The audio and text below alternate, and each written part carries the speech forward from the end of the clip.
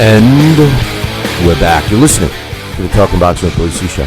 Glad you could join us. Give a shout out to all of our ESPN radio listeners. And I don't want to slight our Fox radio listeners either. I don't know if there's any Fox rodeo listeners. I don't know. There could be Foxy rodeo drivers. I don't know. But anyway, don't forget about JKJ Boxing's next event, February 27th in... should I say beautiful Syracuse? It's probably like 50 below zero up there now. But Saturday, February 27th, if you're not doing anything, if you're going to be like me waiting for baseball season to start, get yourself some tickets. Go visit www.jkjboxing.com and make sure you make some plans to go on out to the Holiday Inn in Syracuse and check out JKJ's Boxing's card that they're going to have. Which looks like a pretty decent little card. It's a club show. It's perfect to do on a Saturday night. I believe he's having it on Saturday. 27th, I believe, is a Saturday. So make sure you check that out. And while you're at it, don't forget about checking out raindaily.com. Check it out. See what I'm talking about. Joining us right now, the beautiful Emily Harney. What's up, Em? How you doing? Oh, better than Antonio Tarver. You gotta take care of your priorities. Before things that really are priorities before you have some fun. I want to know this. What's your thoughts on? I don't know if you've had a chance to see what's going on, but he went in front of New Jersey State Athletic Commission today.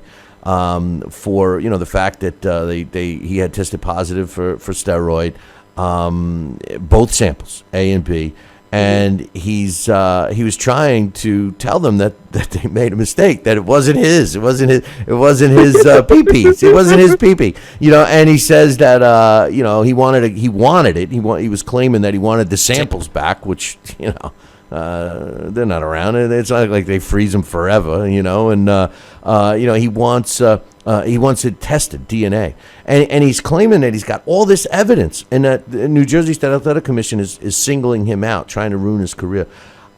Listen, this is a guy that's already been convicted once. He's in the middle of battling all this child support money. It was released the other day about his tax liabilities he's going to face. I mean, you think it's a matter of like denial, or what's your thoughts on all of this? Well, I mean, all right, so here's the thing. If you had somebody else pee in the cup for you because you were worried about something else, then maybe it isn't his, and maybe he'll test positive for something else, or he would have tested positive for something else at this point, who knows. But, come on, at this point in the game, why are they going to go and single you out?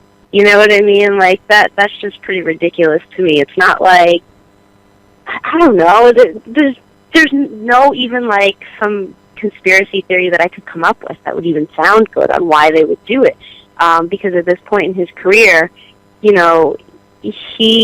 needs to take every opportunity that he has, but you can't be doing things that you're going to get tested for. I mean, how do you not know you're going to get tested and then you're going to be able to deny it and get out of it and ask for your samples back?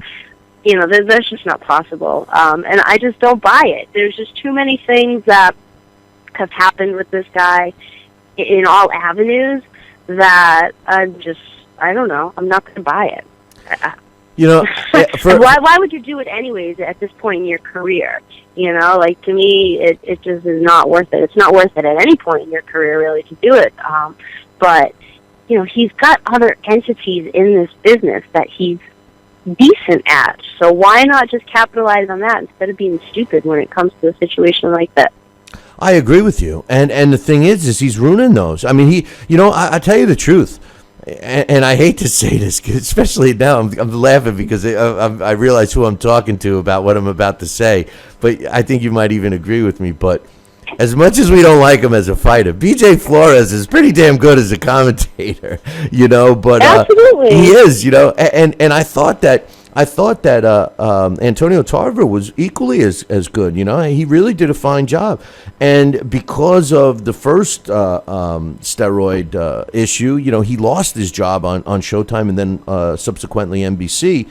and he's trying to make a fight, to make a couple of bucks to pay off some of these debts that he has. He's 47 years old, and like you said, he doesn't have that much fighting left. But you have to assume, if you have even a squirrel-sized brain, that the bottom line. I mean, you already have a past where you served basically a suspension for testing positive.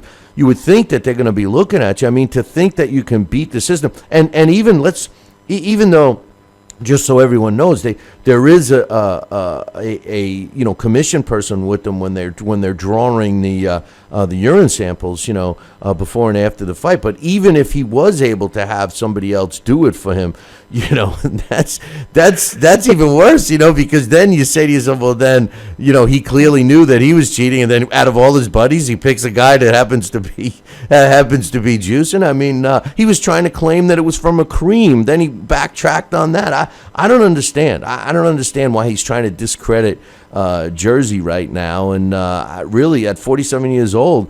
He didn't, and you want to know the truth, Emily? I never thought he was that great of a fighter, even when he beat Roy Jones. I thought it was one lucky fight. Well, agreed, and then he went through the whole thing with being food poisoned and this, that, the other thing, and, making a big deal out of, everything. You would think a guy like this would just be more on top of his game. Well, it sounds like he just doesn't want him. It sounds like he's not man enough to hold himself accountable for some of these things. Oh, absolutely. And I think you see that from beginning to end in his career, not just, with these things now. But what scares me, the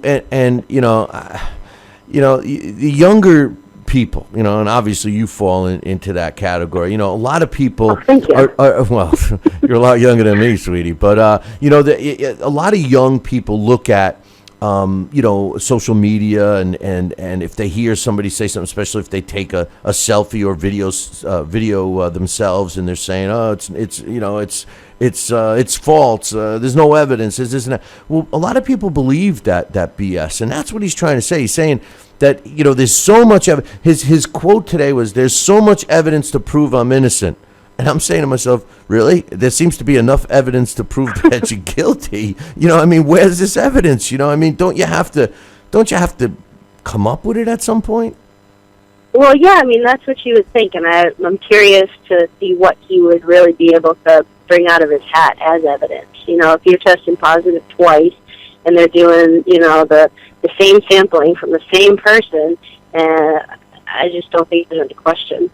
And then you got a guy like him, and then earlier in the week it was released that Chris Arreola had his fight with Kaufman reversed to a no contest because his test results came back for pot, marijuana. Yep. And you say to yourself, okay, so here's a guy, they slap him on the wrist because his suspension was actually retro since the fight, which was in December, so he's actually like almost off suspension already, and he loses the fight, or the fight gets changed to a no contest, and that's not helping him. We all saw what it did to Julio Cesar Chavez. He was asking for Doritos in the corner, and he fought one round he fights good. The rest of the round he was like sleepwalking. It's not going to help him enhance. And yet they go out of their way to focus on that, and you get you give a guy like Antonio Tarver a platform to try to discredit the powers that be. It makes no sense. Yeah, I think there needs to be an evenness across the states and how they handle these things, and as it is in any other major professional sports league. And that's what I think people are trying to work towards. But you're putting guys, like you said, on a pedestal for Tarver to go out there and try to make a case for himself, and yet with everybody else, they're suspended from the jump. Yeah. I don't know. Well, I've talked to the ABC about making all the states make everybody perform the same medicals, and it will actually help the fighters. And they're worried about the cost, they're worried about this, they're worried about that. Maybe now that Mike Mazzulli is in charge, maybe they'll change that around. But speaking of Julio Cesar, You know, they're pretty strict up there at Mohegan, and I think they've always done a really good, thorough job with their fighters. And same at Foxwoods as well. But you know, I think Mike has a good handle on that. He almost slips there. I heard that. well, no. I like Mike. I was kidding, because he's. Listen, no. The truth of the matter is I don't have a problem with strict rules.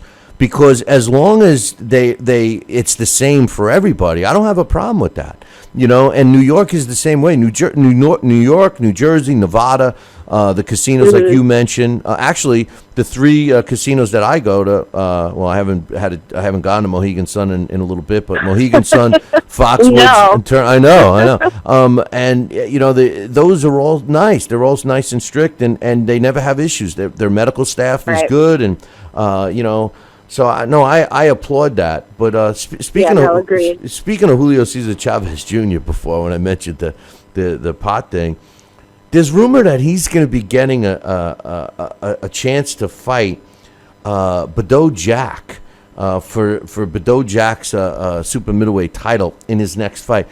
What's your thoughts on that? I mean, I was always a fan of Julio Cesar Chavez Jr., even though that he seems like he's a spoiled kid and stuff. And the other day on the show, one of my topics, or I guess one of my things I started going off on, is that I can't stand the fact that promoters today are lazy and they'll take a guy like this, like Julio Cesar Chavez Jr., because he's got a name, and they'll give him the opportunity versus the kid that's been working his ass off in the gym, waiting for the phone to ring, working hard and doing everything he's supposed to do, maybe even working 2 jobs, but never missing the gym, and all that hard work that everyone always tells you, keep working hard, kid, it'll pay off. And here's a kid working hard. He doesn't get the chance because a promoter wants to put a name that's a lot easier to close a deal with. And it makes you wonder, are these kids going to keep working hard? We wonder why the pool of fighters is so small. Yeah, and I think Chavez has lived more off of his name than anything else, and I think that's why he's gotten more opportunities than probably earned. But, a fight like Joe is that's a tough fight. That's a dangerous fight for him because you have a hungry kid who really hasn't had the opportunity to shine in a lot of places that he deserves. Who? You talking about Bedeau Jack? You cut out. No, I said, are you talking about it's a tough fight for Bedeau Jack, or you think it's a tough fight for Chavez Jr.? I think it's a tough fight for Chavez, because I just don't... I'm not convinced on him that he's in the best spot that he should be. I still think he has that little bit of immaturity that, he hasn't gotten rid of as a fighter. And he was young in the game, and, here and there he's gotten a little bit better about being on top of things and training the way that he should and not, making bad decisions as he has in the past. But, I just don't see enough consistency from him. And I think potentially any fight really is dangerous for him if he doesn't take it seriously.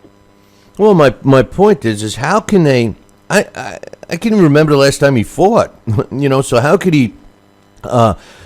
immediately get a fast track to Bedeau Jack, who's a champion. So in other words, what they're saying is they're giving him a world title shot, and there has to be plenty of other fighters that have been active, that have been active and earned it. I just don't understand that, and I blame the promoters for that because they figure a name like Chavez Jr. is an easier sell to sell tickets, or maybe a television network, something like that. That's what I meant.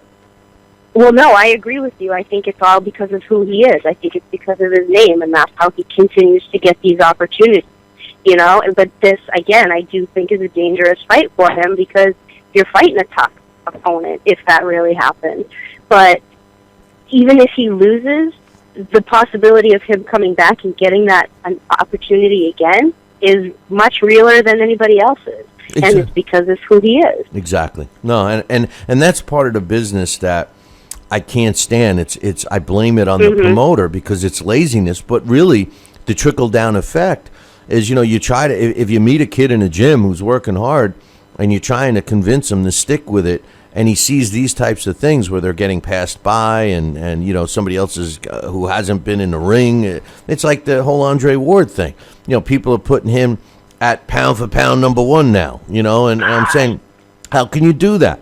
You know, I mean, how can you give this guy pound for pound number one ranking when he hasn't fought? Now, if he looks great against Sullivan Barrera, I'll agree, you know, because then he picks up where he left off, you know. But, you know, I mean, we're talking, 3 fights in 5 years. You know, you give him credit for Chad Dawson, but we all know what happened to him. But come on, you know, but... No, I agree, you know, and there's a lot of these guys out there like that. And, you know, where does, you know, what we've seen with the PBC, you know, in the last year fit in? I mean, there's a good chance that we might not see that for much longer, just based on how much money they've spent and what have you, and what's left in the pot. But I can't imagine, like, in this day and age, what it's like to be an up-and-coming fighter, because there is no television opportunities unless you are, you know, with Heyman or one of the top dogs that gets HBO or Showtime or any of the other networks that are potentially available, which aren't many. And again, you have to be, you know, a television fighter, and that just isn't an opportunity for guys like it used to be when you had ESPN or you had, you know, the Comcast shows that CBS would put on, and a lot of the guys in Philadelphia. So I don't know what it's got to be frustrating as a fighter, a young fighter these days. Like I said, if you're not signed with somebody like PBC. One last thing I want to ask you about. Luis Ortiz obviously had his career-defining moment as a pro when he beat Brian Jennings up at the Turning Stone. I was lucky enough to be ringside for that fight, and I was shocked. I called a couple of Ortiz's early fights that we broadcast, and you know, he seemed like a guy that, you know, fought up to his level of competition, and I was always a big Jennings fan, you know, and he won. He looked really good. Well, now it was announced that you know, nobody wanted to fight him and this and that, and Tony Thompson, 44-year-old Tony Thompson, is stepping in the ring to fight him. He admitted that he hadn't been in the gym, but he just started training now. The fight is taking place in a couple of weeks on March 5th. What's your thoughts about where Luis Ortiz is right now in terms of the heavyweight division? And what's your thoughts on Tony Thompson? Is it going to be any kind of a test for Ortiz? Because Thompson, you never know which Thompson shows up. Well, that's just it right there. You don't know what kind of Thompson you're going to get. But, you know, I don't know. Like you said, I think Ortiz had kind of always fought up to his level of opposition. I wouldn't mind seeing him step in the ring one more time with Jennings. I don't know if that would happen. But here's the thing. We know that most of these fights that we would like to see happen don't happen because of the money that's being offered to these guys. You know, so for him to maybe even want a really top dog, if the money's not there, those guys aren't going to take it because, you know, they might be risking their opportunity, you know, with somebody like Tyson Fury or whoever Wilder's going to fight next or whatever. So, you know, and the money might be there versus here. Yet I think some of the guys that, you know, have the potential to be up in the top, you know, numbers could beat Ortiz. But again, I just don't think that the money's really lucrative for them. And maybe I'm wrong, but a lot of times that's what it is. And, you know, I think Thompson probably sees an opportunity because he does have that fight ability to beat Ortiz. You know, I don't think money was probably going to be a huge factor for him because why not take the opportunity to fight the champion? You know, you make an interesting point, you know, and it makes me wonder how many people realize what you just said, and you're so right. You know, you always hear, oh, so-and-so won't fight us. They're scared to fight us, but they leave out the part where they offered them $100 to fight them, you know, or the opposite. You know, they say, yeah, we'll fight them, but we want, you know, $40 million, you know, and they say no, you know, they leave that part out, and then negotiations are just shut off like a light switch, you know, and you know, it's got to make financial sense. But on the other hand, there's so much division in the sport today that Well, the end result is Charles Martin as a world heavyweight champion. I mean that's what we get. You got guys that won't fight for money. You got guys that won't fight this one because he's on a different network or he's with another promoter, and it's crazy. And how do you develop a fan base when you're not progressing, you're not moving, to bigger and better things all the time? It's tough. I agree, and I, as maybe frustrating as things were prior to, the last couple of years with networks and networks getting rid of various shows and only having certain seasons of whatever, I think right now is more frustrating for guys because they can't fight, the guy that they want to fight or that they should be fighting because, like you said, they can only fight on one network and they can't fight for this title and they can't even announce that title. And it's just ridiculous. And if you were part of the NFL or you were part of Major League Baseball or whatever else, you'd be on that network this week and you'd be on the other network next week, and it wouldn't be a big deal because that's how it rolls. And if we're trying to find some unity in this sport to make it kind of an even playing field across the board for people to get on TV, for people to be recognized, for people to have the same medicals, we got to start somewhere, and we can't keep dividing, and I think that's what we continue to see with certain people is that they want to divide. You even see it with media. I'm starting to see it with, unfortunately, reporters, who bring in other people to work for them or with them, and people go in and undercut them, and, they start to try to divide and conquer, and the reality is that when you undercut people, in the end, you don't win. And that doesn't matter whether you're a reporter or you're a fighter or you're a promoter. Or even somehow it's going to backfire on you. Or even a photographer. Absolutely. Hey, let me ask you a question before I let you go. I lied. I said I was going to let you go like 5 minutes ago. But do you think there's any hope, that things could ever iron themselves out? Or you see this as a snowball effect, and it's just rolling down the hill, getting bigger and worse and worse and worse, and nobody's gonna be able to get it back up on top of the hill? I mean, what do you think that there's light at the end of the tunnel, or you think it's just gonna keep going the way it is? I think there's always light at the end of the tunnel. I think it's just gonna take some people to make the movement happen. And for the 15 years I've been in boxing, I don't think there's a month that goes by that I don't hear somebody say, "Oh, boxing's a dying sport." And I kind of want to turn around and be like, really? So how have I been in it for 15 years? Yeah, I might not cover as many fights around here in Massachusetts as I used to, but if I really want to, I could go to a fight every weekend somewhere within the East Coast. And I could travel worldwide every weekend and cover a fight if I really wanted to. The problem is that people rely on social media. Social media is not an advertisement spot. It's a great free advertisement spot for you that certain people will see, but you still need to, as a promoter, as a manager, as a fighter, you still need to be a politician. You still need to go out there and shake hands and kiss babies and show up to schools and talk to kids and let them know who you are.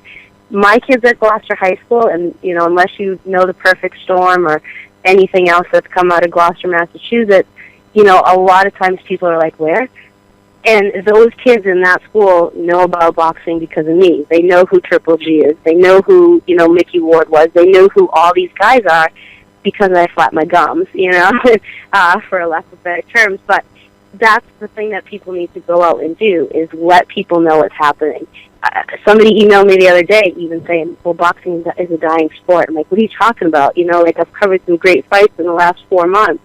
Let me name them for you. Let me name you, 4 or 5 fighters that you should pay attention to right now that really can make some noise. And they're like, oh, I've never heard of that guy. Oh, I've never heard of her. Oh, who's that? Oh, when are they fighting? Oh, I can see them fight there. Promoters need to go out and do the grassroots promoting and not rely on social media, because not everybody's reading that. You're right, man. I couldn't have said it better. You're 100% right, and you're right on, because everybody thinks social media. It's the same thing with the internet. When several years ago, when people say, "Oh, I'm going to sell my widget on the internet and sit back and wait for all the money to roll in because millions of people go on the internet. So if I only get 1%, I'm going to be a zillionaire." So and they forget that you got to direct them to that website. Right. It's the same thing. It's like opening up a store. People don't know about it. You got to advertise. So it's the same thing. You said it perfectly, and I agree with you 100%, Emily. And you're right. That is a problem with a lot of young promoters. That's why we have so many one and dones, man. They go out. I think that's what we have. We have a problem with old promoters too. And I don't mean to call you old in terms of age, any of those promoters that are out there, but like you used to do when you didn't have the internet and you were successful. How has things changed over the last few years? I love to have something tangible in my hands. When I got that Boston Globe last week in print with my story, I was like, this is awesome. Compared to reading it online. It's a different feeling. They want to be able to have that fight program, have that fight poster, take that fight poster off the store wall after the fight's over. So they still have to go out there and do that grassroots, whether you're a new promoter or an old promoter. But I do think you're right in the fact that the younger promoters, they're one and done because they think that the internet's going to sell. I've heard promoters say that, and I'm like, you got to be kidding me. I've heard promoters say they don't need a PR guy, because they think social media will do it for you. Really? Because I didn't know about your fight. Oh, I found out about it afterwards because I went on BoxRec trying to figure out when this guy's fighting next. Oh, you had a fight last week. Great to know. It's in my backyard. It's half the problem with this business right now. You're right. 100%. Emily, pleasure as usual, and we look forward to you next week. Sounds good. Have a good week, guys. All right, you too. That's boxing's best photographer, the beautiful Emily Harney. And man, did she hit that on the head, huh? Hey, listen, I'm going to take a short break. When I come back, we're scheduled to have Danny Hawk on with a new segment. All that's coming up in 2 minutes.